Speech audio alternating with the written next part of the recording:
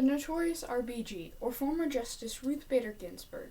We should all know by now that Justice Ruth Bader Ginsburg has sadly passed away at the age of 87 from pancreatic cancer on September 18, 2020.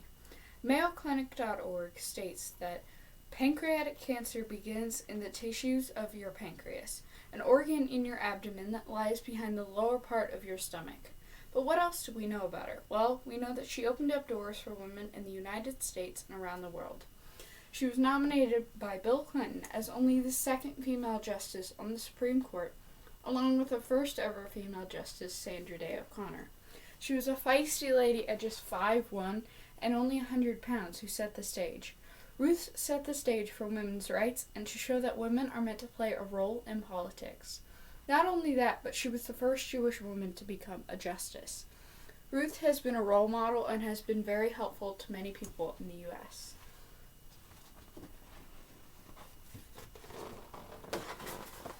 One of the rights she has established are that women's rights are equal to men's rights.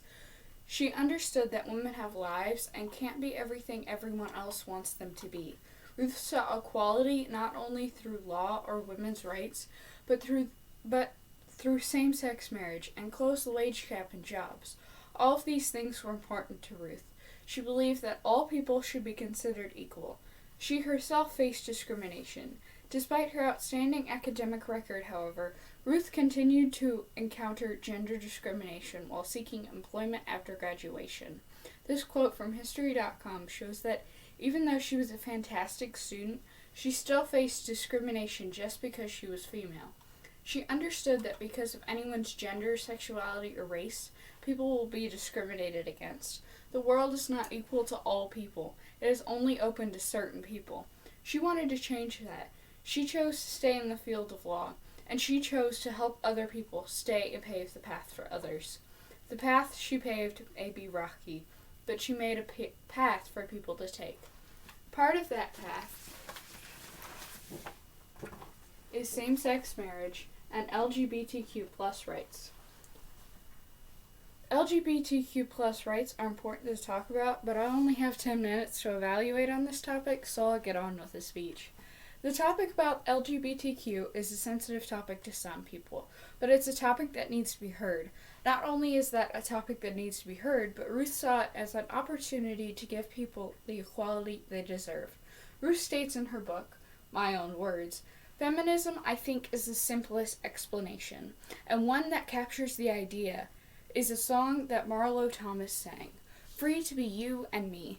Free to be. If you are a girl, doctor, lawyer, Indian chief, anything you want to be. And if you're a boy and you like teaching, you like nursing, you would like to have a doll, that's okay too. That notion that we should all be free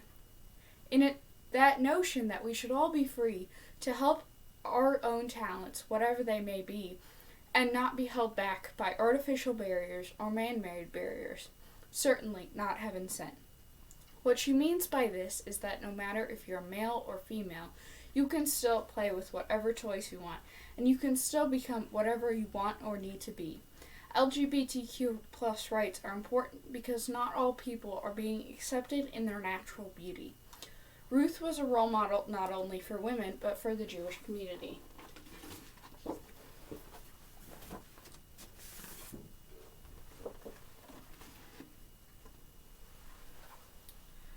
She was the first Jewish woman to become a justice. She showed that no matter your religion, you can do anything. She showed Jewish women that they are capable of becoming whatever they want to be. Rabbi Dovlev states in his article that a woman's choice of dress and behavior should reflect her natural dignity. Meaning a woman that dresses the way she wants is showing that she is proud of herself. She is confident in who she is. Rabbi Dovlev also states in his article, Jewish men are obligated to study the entire Torah, both practical and the theoretical. The pragmatic nature of women, as well as the demands of family responsibilities, obligate women to know only the practical Hatchla 35. For example, the permanent laws of prayer, Shabbat holidays, fast days, family purity, kashrut, interpersonal responsibilities, and forbidden speech, etc. A Jewish woman must know the Bible for her own knowledge and in order to impart the values and ethical lessons of her family. This is to say that a woman must learn these things so she can pass them down to her family. Learn and study the Torah and the Bible. A woman's role is to make sure her family knows the values and codes of the Jewish community. She is supposed to help her family by letting them learn and grow. In a way, her job to help her family is as much important as a man going into work every day. But what if she works as well, you may ask? When a woman works and teaches her family about her religion and her way of life, she's showing younger generations that a female can provide for her family and still be able to run a household.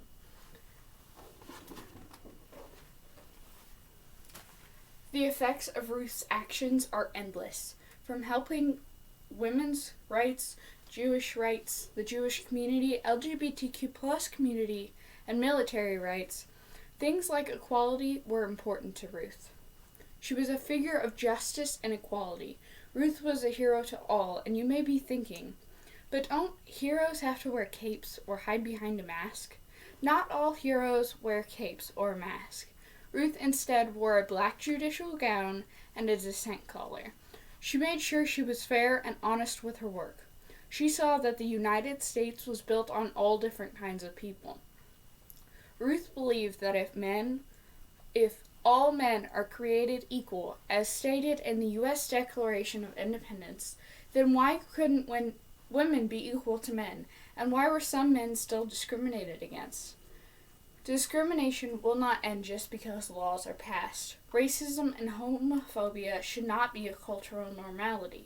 Telling and showing kids that you can be anything they imagine is important. Women can now be Vice President of the United States, just like newly elected Vice President Kamala Harris.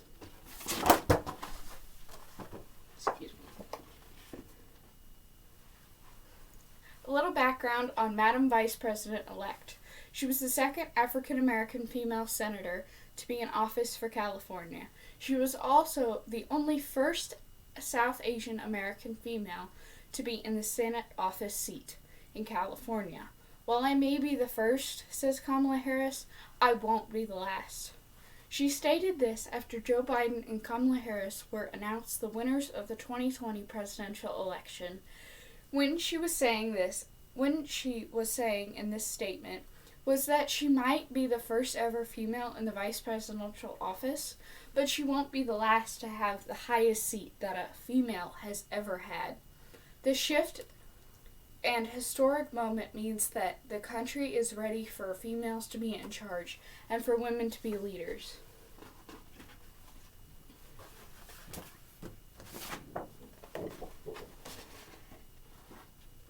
Or as Hillary Clinton once said, despite all the challenges we face, I remain convinced that yes, the future is female. I do agree that Ruth would agree with this statement just as much as I do. Thank you.